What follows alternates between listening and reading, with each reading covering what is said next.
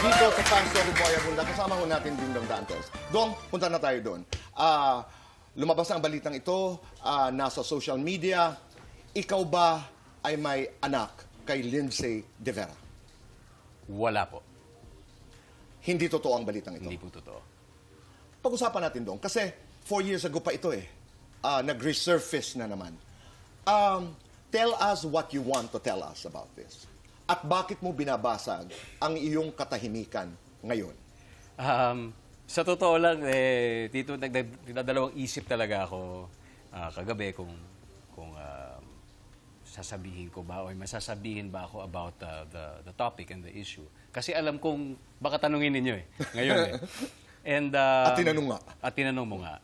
Pero para sa akin po kasi dahil may mga tumatawag na po sa akin, mga kaibigan, mga kamag-anak, yung mga nagmamalasakit po sa akin.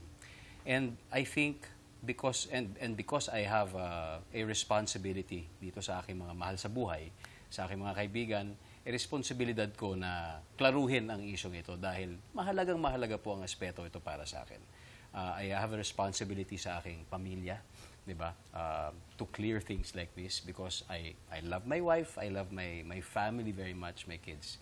That's why I'm saying that it is not true. Okay. Sabi mo kanina nagdadalawang isip ka.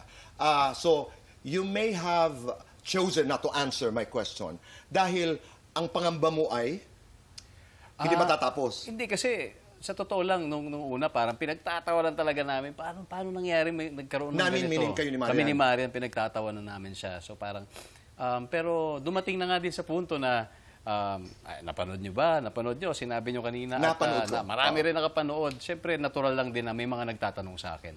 So, yeah, once and for all, I'm clarifying na hindi siya totoo.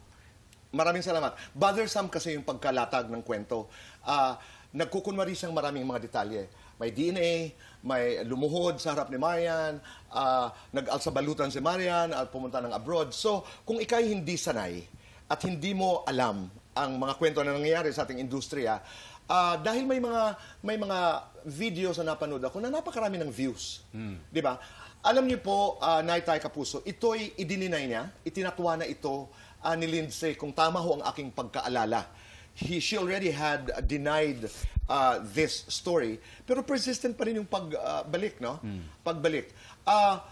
Sa yung meditation, Dong, why is this not dying? I really have no You have idea. no idea? I have no idea. Hindi dahil sa pumutok ang iyong pelikula? Hindi, mahirap. Alam mo yun? Mahirap magbigay ng mga spekulasyon tungkol dyan. Dahil sa totoo lang, first time ko na mapunta sa ganitong sitwasyon.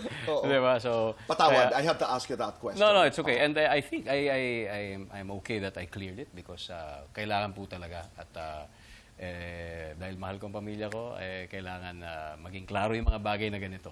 That's true.